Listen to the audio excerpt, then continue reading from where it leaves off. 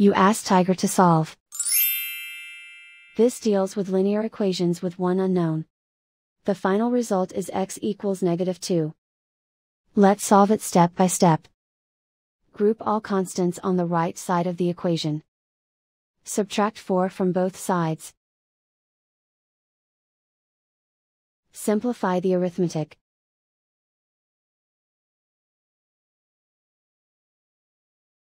Isolate the x.